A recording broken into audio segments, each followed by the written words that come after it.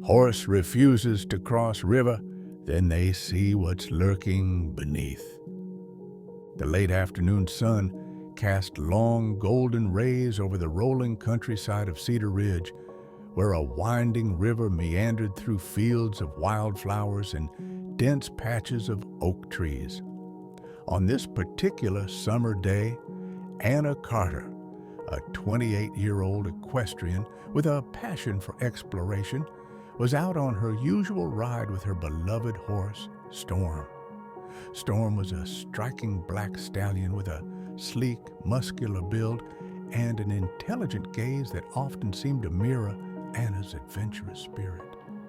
Before we move on, let me know where you're watching from in the comments down below.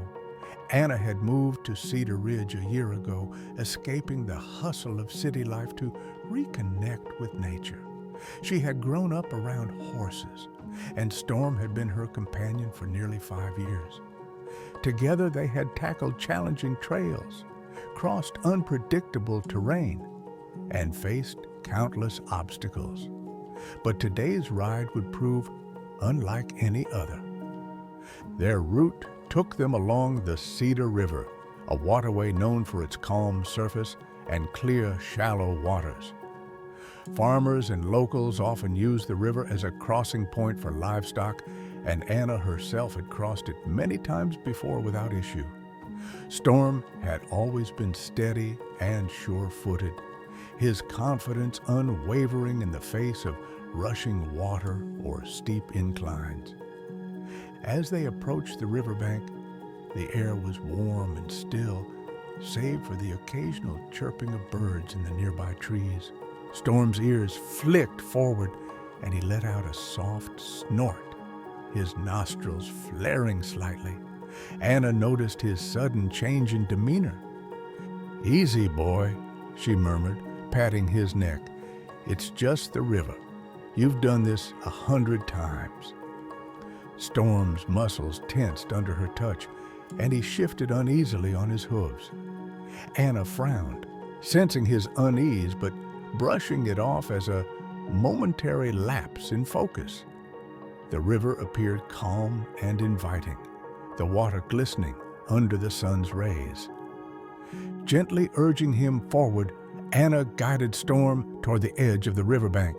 But as soon as his front hooves touched the damp earth near the water, he stopped abruptly, his ears pinned back and his head jerked up, eyes wide and alert. He let out a sharp whinny, his body trembling slightly. "What's wrong?" Anna asked aloud, perplexed by Storm's sudden refusal. She had never seen him so hesitant before. She dismounted, thinking perhaps he needed reassurance. Standing beside him, she stroked his neck, whispering calming words. "It's okay, Storm. There's nothing to be afraid of." But Storm wouldn't budge. His gaze was fixed on the water, his nostrils flaring as if detecting something she couldn't see. Anna followed his line of sight, scanning the river's surface. The water was clear enough to see the smooth stones lining the bottom, but nothing seemed out of the ordinary. There were no logs or unusual debris that might frighten him, nor was there any sign of wildlife nearby. "Come on, boy," Anna coaxed, tugging gently on the reins. "We'll cross together. I'll lead the way." Storm remained rooted to the spot, his muscles taut with tension. Frustration began to creep into Anna's voice. "Storm, what's gotten into you? It's just water." Her words hung in the air as a sudden ripple disrupted the river's surface. It was faint, almost imperceptible, but it caught Anna's attention immediately. She froze, her heart skipping a beat. The ripple seemed too large to be caused by a fish or the natural current. Storm stomped his hoof and backed away, his movements erratic. His fear was palpable now, and Anna couldn't ignore it any longer. She tightened her grip on the reins, her own unease growing. Okay, we'll figure this out," she murmured, Glancing back at the river, the water stilled again, its surface deceptively serene. Anna's mind raced with possibilities. Could it have been a large fish or maybe a turtle? The Cedar River wasn't known for dangerous wildlife, but something about the moment felt off. As the sun dipped lower in the sky, casting long shadows over the landscape, Anna decided to take a closer look. She secured Storm to a sturdy tree nearby, patting his neck to reassure him before walking cautiously to the river's edge. Her boots sank slightly into the soft, damp soil as she knelt, peering into the water. The river appeared tranquil, its clear surface reflecting the golden hues of the setting sun. Anna squinted, her eyes scanning for anything unusual. At first, she saw nothing but smooth stones and the occasional glint of sunlight on the water. Then, she noticed something strange. A faint, dark shape lurking near the bottom of the riverbed. Her breath caught in her throat. The shape was motionless at first, blending almost seamlessly with the shadows cast by the riverbank, but as she watched, it began to move. Slowly, deliberately. It was large, larger than any fish she had ever seen, and its movements sent subtle ripples across the water. Anna's pulse quickened as the shape rose closer to the surface. Panic surged through her as she stumbled back, her mind racing. What was it? An alligator? A massive catfish? Neither seemed plausible in Cedar Ridge. She turned to Storm, who was watching her intently, his ears twitching. "You saw it, didn't you?" she whispered, her voice trembling. Storm pawed the ground and let out a sharp snort, as if in agreement. Anna's first instinct was to leave the area immediately, but curiosity held her in place. Grabbing a long stick from the ground, she cautiously extended it toward the water, her heart pounding in her chest. The dark shape moved again, this time darting sideways before vanishing into the deeper part of the river. A wave of relief and confusion washed over her. Whatever it was gone, at least for now. But the encounter left her shaken, and she couldn't ignore the sense of foreboding that lingered in the air. As Anna led Storm away from the riverbank, she resolved to find answers. There had to be an explanation for what she had seen, and she wasn't about to let fear get the best of her. But deep down, she knew that whatever was lurking in the Cedar River wasn't ordinary, and it wasn't going to be easy to uncover the truth. Little did she know, her discovery would set off a chain of events that would change everything. The next morning, the first rays of sunlight pierced through Anna's curtains, waking her from a restless sleep. She had dreamt of the dark shape in the river, its shadow growing larger, its presence looming. Even in the comfort of her bed, her heart pounded as the memory resurfaced. Storm had been restless too, neighing softly outside her window where his stable stood. She dressed quickly in her riding gear and made her way outside. The morning was cool, and the dewy grass sparkled under the sunlight. Storm greeted her with a nuzzle, but his eyes still carried a hint of unease. "Good morning, buddy," Anna said softly, stroking his neck. "We'll figure this out." Anna decided to seek help. Cedar Ridge was a small community, and the locals often shared tales of peculiar sightings in the countryside. If anyone had seen something similar in the river, they would know. She saddled Storm and rode into town, her heart racing as the events of the previous day replayed in her mind. The town square was already bustling with activity by the time Anna arrived. She tied Storm to a post near the general store and made her way to the cafe, where she knew she'd find some of the local farmers gathered for their morning coffee. Sure enough, a group of men sat around a weathered wooden table, their voices rising and falling in animated conversation. "Morning, Anna," called Hank, a burly farmer with a grizzled beard and a kind smile. "What brings you to town so early?" Anna hesitated, glancing around the cafe before pulling up a chair. "Morning, Hank. I need your advice about something strange I saw yesterday."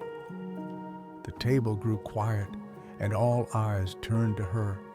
Encouraged by their attention, Anna recounted her experience at the river, the way Storm had refused to cross, the ripples in the water, and the dark shape that had moved beneath the surface. As she spoke, Hank's expression grew serious. "You're not the first to notice something odd about the Cedar River," Hank said, his voice low. "A few months back, one of my neighbors swore he saw something moving in the water while he was fishing. Said it was big, but he couldn't get a clear look." "What did he think it was?" Anna asked, her curiosity piqued. Hank shrugged. "Could be anything. Some folks say it's just a giant fish or maybe a beaver dam stirring up debris. But I've lived here long enough to know that river has its secrets." Another farmer chimed in. "There used to be stories about the river back when I was a kid. Something about an old logging accident upstream, rumors of logs getting jammed and trapping people in the water." Anna's stomach turned. She wasn't one to believe in ghost stories, but the weight of the unknown pressed on her. "Thanks for the insight," she said, rising from her seat. "I think I'll take another look." Hank's brow furrowed. "Be careful, Anna. If Storm doesn't want to go near that river, there's probably a good reason." Later that afternoon, Anna found herself back at the riverbank with Storm in tow. This time, she had brought a pair of binoculars, a sturdy rope, and a waterproof flashlight. She wasn't sure what she was searching for, but she was determined to get answers.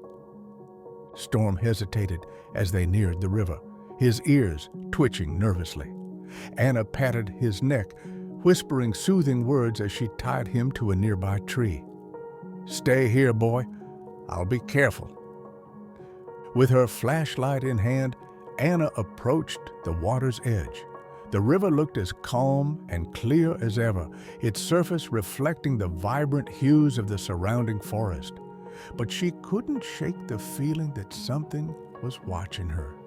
She scanned the water with her binoculars, her gaze sweeping from one bank to the other.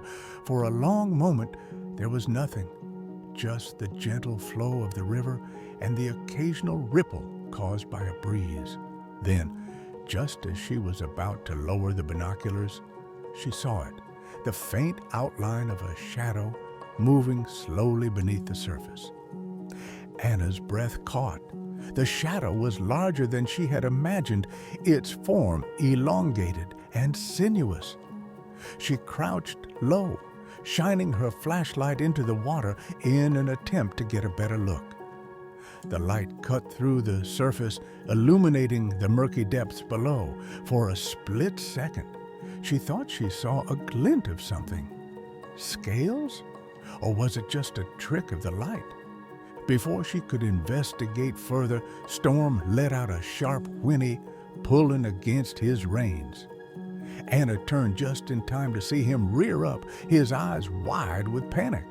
She ran to his side, trying to calm him, but her heart raced as she realized something had spooked him. "Easy, Storm, it's okay," she said, gripping his reins tightly. But Storm's panic was infectious, and Anna couldn't help but glance nervously at the river. The shadow was gone, but the water seemed to ripple unnaturally, as if something had just surfaced and submerged again. Anna decided it was time to leave. Whatever was in the river, she wasn't going to figure it out alone. She mounted Storm and urged him into a brisk trot, her mind racing with questions. Was the shadow a creature, a natural phenomenon, or something else entirely? The following day, Anna contacted Dr. Evelyn Marsh, a wildlife biologist who had recently moved to Cedar Ridge to study the region's ecosystem. Dr. Marsh was known for her expertise in aquatic habitats, and Anna hoped she might shed some light on the mystery of the Cedar River. Dr. Marsh agreed to meet Anna at the river, intrigued by her account. When they arrived, Storm once again refused to approach the water, and Dr. Marsh observed his behavior with interest. Animals are often more attuned to their surroundings than we are, Dr. Marsh said, adjusting her glasses. If your horse is this uneasy, it's worth paying attention. Using a portable sonar device, Dr. Marsh began scanning the riverbed for signs of movement. Anna watched anxiously as the device emitted soft pings, its display showing the contours of the river's depths. For several minutes there was nothing unusual. Then, suddenly, the screen lit up with a large moving object. "There!" Anna exclaimed, pointing to the screen. Dr. Marsh frowned, adjusting the device. "It's big, whatever it is. Too big for a fish, but it's not behaving like a mammal either." The shadow appeared on the sonar again, this time closer to their location. Anna's pulse quickened as she peered into the water, half expecting something to lunge toward them, but the surface remained calm, betraying no sign of the massive shape below. Dr. Marsh knelt by the riverbank, her expression thoughtful. "It could be a large sturgeon," she said. "They're known to inhabit rivers like this, and they can grow to impressive sizes. But I've never seen one behave so elusive." "Could it be dangerous?" Anna asked, her voice tinged with worry. "Unlikely," Dr. Marsh replied. "Sturgeons are bottom dwellers. They're shy creatures, not predators. But it's odd for one to be this active during the day." Anna's curiosity deepened. If the shadow was just a sturgeon, why had Storm reacted so strongly? And why did it feel like there was more to this river than met the eye? As the sun dipped below the horizon, casting long shadows across the landscape, Anna and Dr. Marsh packed up their equipment. But Anna couldn't shake the feeling that their investigation was far from over. "I think we've only scratched the surface," she said as they walked back to their vehicles. "There's something about this river that doesn't add up." Dr. Marsh nodded, her gaze lingering on the water. "I agree, and I'm willing to help you figure out what it is."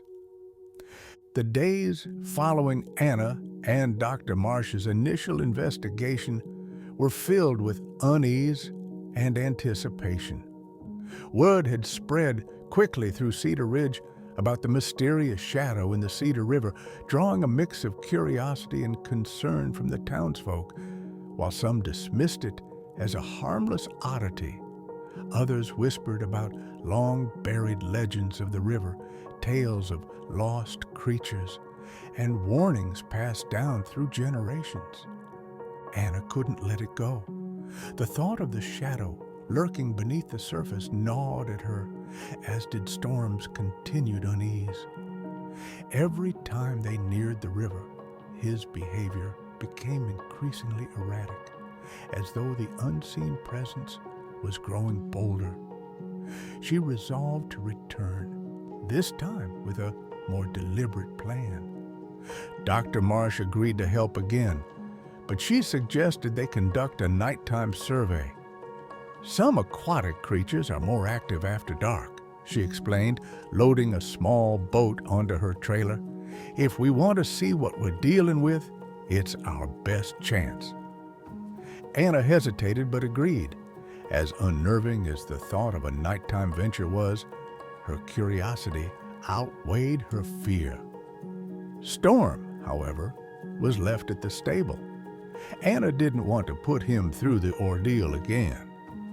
By the time they reached the river, the sun had dipped below the horizon, leaving the forest bathed in silvery moonlight. The river's surface glistened faintly, reflecting the stars above, and the surrounding woods were alive with the sounds of crickets and distant owls. Dr. Marsh's boat was equipped with sonar, underwater lights, and a small camera that could be submerged to capture footage. The pair launched into the calm water, their oars cutting through the silence as they drifted toward the area where the shadow had first appeared. Anna held the camera, her hands trembling slightly as she lowered it into the water. The beam from the underwater light illuminated the murky depths, revealing clusters of rocks, swaying aquatic plants, and the occasional darting fish. For a while there was nothing unusual. Then, just as Anna was beginning to relax, the shadow appeared. It moved gracefully, its form indistinct but massive, gliding through the water with an eerie stillness. The sonar beeped, registering the size of the creature as it passed beneath the boat.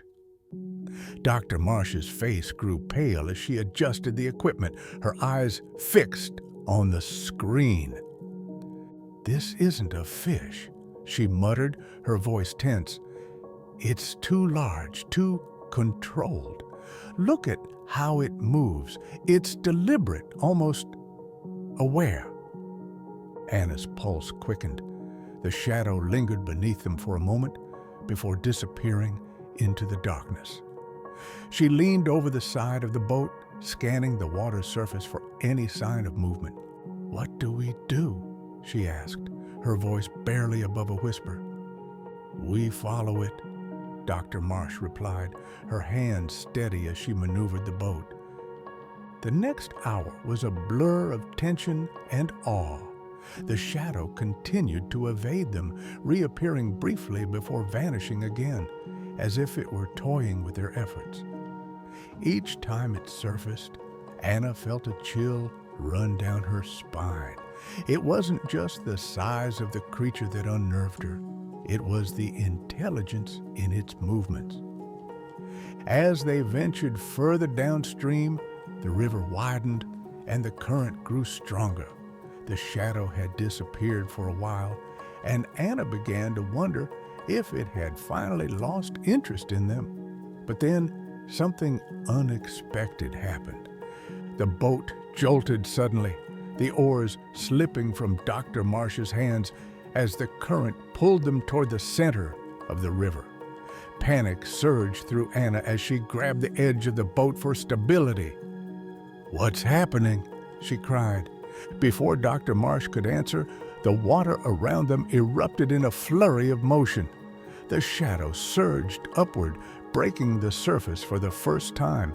Anna gasped as she caught a glimpse of it, a massive, sinuous form with dark, glistening scales and eyes that glowed faintly in the moonlight. It wasn't a fish. It wasn't anything she had ever seen before. The creature circled the boat, its movements deliberate but not aggressive. Dr. Marsh fumbled for her camera, capturing footage as the creature swam closer. Its presence was overwhelming, a reminder of how small and vulnerable they were in the face of such a powerful force. "It's magnificent," Dr. Marsh whispered, her fear momentarily replaced by awe. Anna couldn't tear her eyes away. The creature's gaze met hers for a brief moment, and in that instant, she felt a strange connection, a sense that it was studying her just as much as she was studying it. But the moment was fleeting. With a final flick of its massive tail, the creature disappeared beneath the surface, leaving the water calm once more. The boat drifted in silence, the only sound the labored breathing of its two occupants. The following day, Dr. Marsh analyzed the footage they had captured. The creature's form was still difficult to identify, but its movements and physical characteristics ruled out any known species in the area.